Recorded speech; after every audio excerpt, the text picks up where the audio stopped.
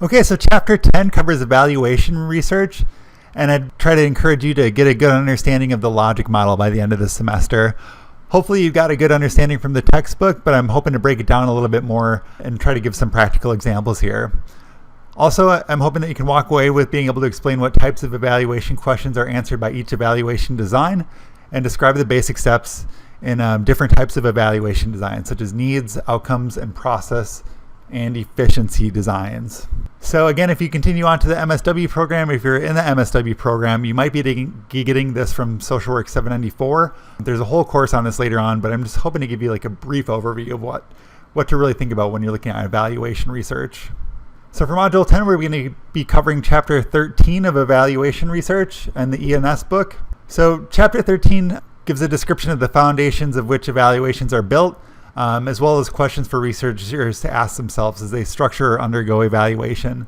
The chapter discusses sets of options for each evaluator for their disposals. Let's start with some evaluation basics, then move on to describing a program, questions for evaluation research, research in the news, design decisions, mixed methods, implications for EBPs, ethical evaluations, and kind of just wrap up in the way that we've been wrapping up the other modules. So, evaluation basics. A real simple level, there's inputs, which are resources that are raw materials such as clients, staff, building. Everybody's got limited resources, so people want to know if we're utilizing them to the best of their ability. Processes are actually sets of activities that constitute services or an intervention. So you could think of these as what's being used with our inputs, and are they being used efficiently, or are they kind of being used wastefully, or could they be better utilized? Outputs are a direct product of the program's activities, such as number of clients seen, number of hours of therapy sessions completed, and stakeholders are individuals or groups who have some basis of concern with the program. And in social sciences, that can be our whole society, because we can think of our clients individually, but we can think of the greater good through which we serve people within the field of social and behavioral research. So what's the difference between outputs and outcomes?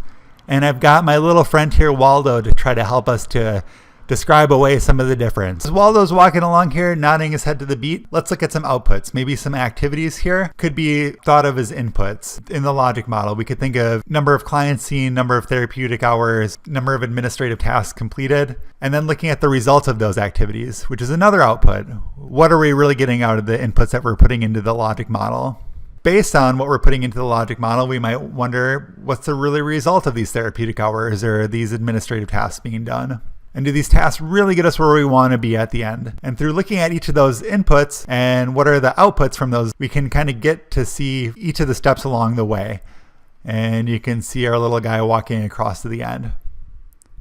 Versus in outcomes, we're just really looking at what are the outcomes of the activities that we're doing. But without knowing the process, our little guy's story just kind of falls apart and he sinks down into oblivion. So some more important basics of evaluation research is feedback, typically qualitative information about outputs, outcomes, and their impact on a program or a process. A target population is a population for whom a program is designed to serve. We can think about a certain demographic or a school or a location or an area. And the stakeholders are individuals or groups who have some type of interest in the program. Whether they be clients, staff, funders, the public. I would encourage you to, when you're reading through an article, see and think about who are the funders, who's funding this research. Is it the Center for Disease Control, or is it a different organization who might have some kind of secondary gain or some conflict of interest where they really want a particular outcome? There's an example in the past, which I might have brought up before, where the sugar industry, for instance, wanted to show that fat was what led to obesity. And they wanted researchers to really take a step back and ignore the evidence that showed that actually sugar is more likely to lead to obesity than fat content within milk.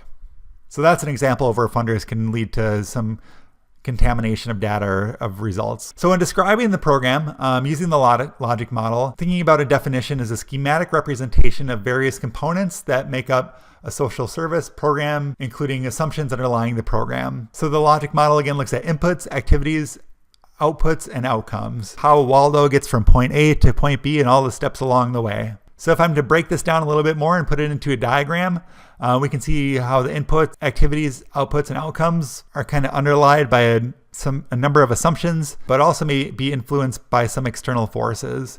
whether it be social, economic. So some questions for evaluation research is whether or not the program is really needed. How does the program operate? What's the program's impact?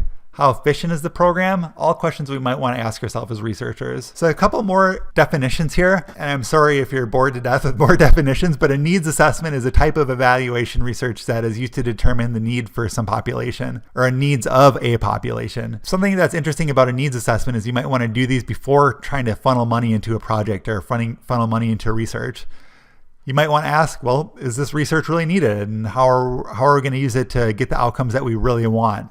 Whereas a process evaluation is a type of program evaluation that investigates the process of service delivery, or like a formative evaluation. And a formative evaluation is a process evaluation that's used to shape and refine program operations, a more formal look at how things are operating and what might be able to be changed. And again, as I already mentioned, outcome evaluation, just looking at a program evaluation designed to measure client or participant outcomes, versus an efficiency analysis is a cost-benefit analysis, the type of evaluation that compares a program's cost to the economic benefit of a program's outcomes. So you might think of like a scared straight program for juvenile offenders.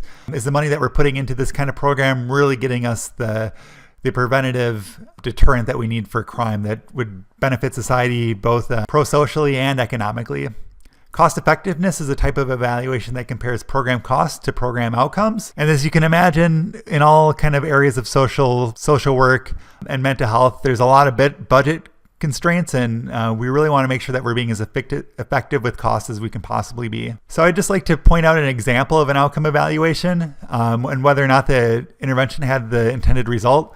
In addition to a scared straight, you could imagine like DARE. So with all the money being funneled into DARE, that we would think that it would really prevent youth from getting involved in drugs, and it would be preventative in nature. Really, the research shows either the opposite or that it's not effective at all.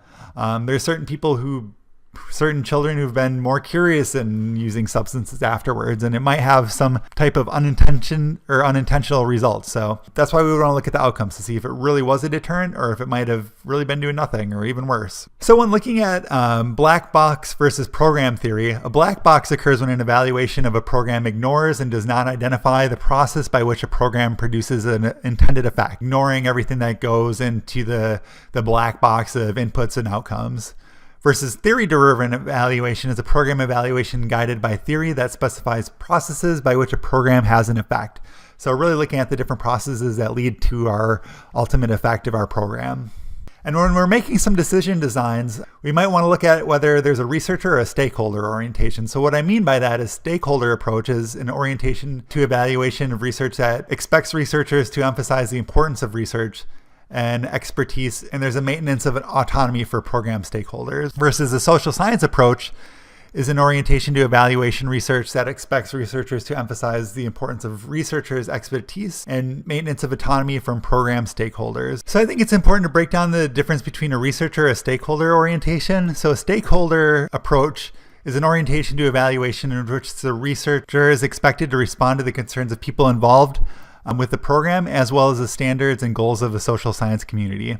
Versus the social science approach is more of an emphasis on the importance of research expertise and maintenance of autonomy from the program stakeholders. So the researcher might be put above the stakeholders in this situation. So when thinking about designs here, you might imagine there's another constraint between qualitative and quantitative methods. Qualitative methods can add much to quantitative methods, including depth, detail, nuances, exemplary studies. Qualitative methods are about finding out what's going on inside that black box and adding some in-depth details instead of just straight up numbers. So looking at simple versus complex outcomes, most evaluation researchers attempt to measure multiple outcomes, giving much more of a realistic, richer result and understanding the scenario being measured. Some of the potential downsides is that policymakers may choose to publish only the outcomes that support their own policy preference and ignore the rest. So that's a big ethical issue because we always say as researchers we want to publish even data that doesn't support our claims or doesn't support our theory. We still want it to be out there. So lots of times stakeholders may get in the way and really say that we don't want to publish things that might make us look bad. As a researcher, I would advocate you to be open and honest with your research as possible. So to wrap up with some implications for evidence-based practice here, logic model and in-depth evaluations are two activities that enable agencies to integrate evidence-based practice into their day-to-day activities. So it's the integration of science and practice, kind of like at its peak form within social work research. And ongoing program evaluation facilitates both generation of evidence about a program's impact as well as understanding what contributes to the program's success. So not just looking at inputs and outcomes, but kind of steps along the way and really what's making it successful more than just like our blanket quantitative research outcomes. And so again, some diversity issues here. There's relevance validity, which is an aspect of validity regarding the usefulness of evaluation data to individuals or communities. So the way that we might view things in Western culture might vary from the way that a culture views the quality of something that they're getting from a program that they're involved in. Also, researchers often define evaluation questions from their own worldview, so it's important to kind of reflect on the perspectives of the participants in our study and whether we're really asking the right kind of questions here. So some other ethical evaluations is systematic inquiries, in which evaluators conduct systematic data-based inquiries. We want to make sure that we're using that data to serve populations that we're working with as opposed to taking away from them. Also, competence should be considered, and evaluators provide competent performance to stakeholders. Lots of times there's industrial and organizational kind of components that would require us to be at a certain level of competence within our field. Also, honesty and integrity, and that evaluators should display honesty and integrity in their own behavior and attempt to ensure the honesty and integrity of the entire evaluation process and really be open about what we're doing. Regarding respect for people, the evaluator respects the security, dignity, and self-worth of respondents, program participants, clients, and evaluation stakeholders. And there's also responsibility for both general and public welfare.